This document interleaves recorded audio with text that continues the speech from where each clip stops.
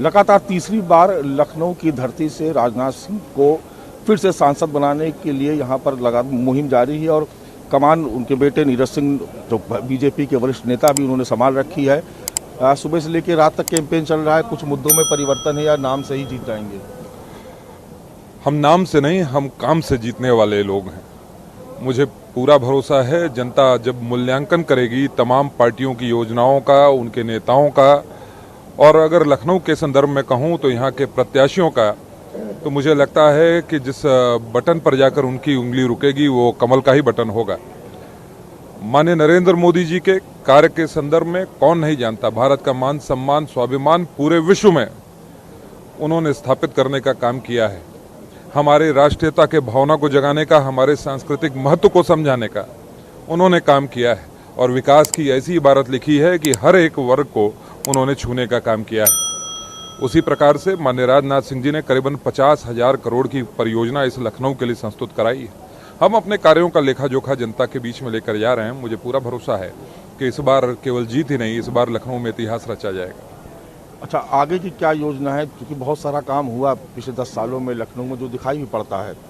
कुछ ऐसा भी काम है जो बाकी रहेगा जिसको आप बता रहे हो जनता को हम आने वाले 5 साल में ये भी कर देंगे?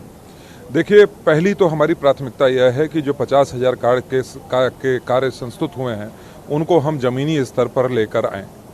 इसके बाद स्मार्ट सिटी की परियोजना जो कुछ क्षेत्र तक ही सीमित है उसका विस्तार करें, बाकी अन्य क्षेत्रों में भी लेकर जाएं।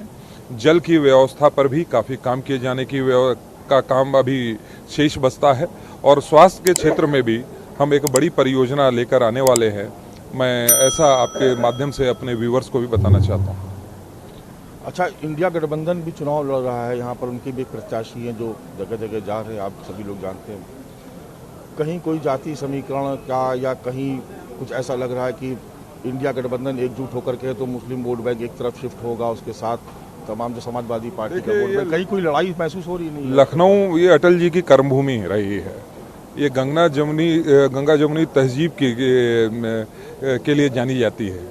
यहाँ पर कोई जाति पाति धर्म मजहब में बंटकर नहीं काम करता। जो देखता है कि हमारे बीच में कौन सा प्रत्याशी है, उसका व्यक्तित्व किस प्रकार का है, उसका कृतित्व किस प्रकार का है, उन सब चीज़ों पर यहाँ लखनऊ की जनता वोट करती है।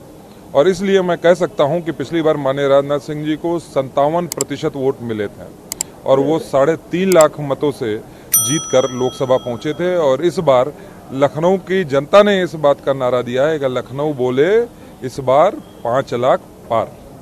तो इस बार 5 लाख पार नीरज सिंह को हम सुन रहे थे जो वरिष्ठ बीजेपी नेता है और राजनाथ सिंह के पुत्र है जिन्होंने यहाँ लखनऊ में उनके संसदीय क्षेत्र में कमान संभाल रखी है।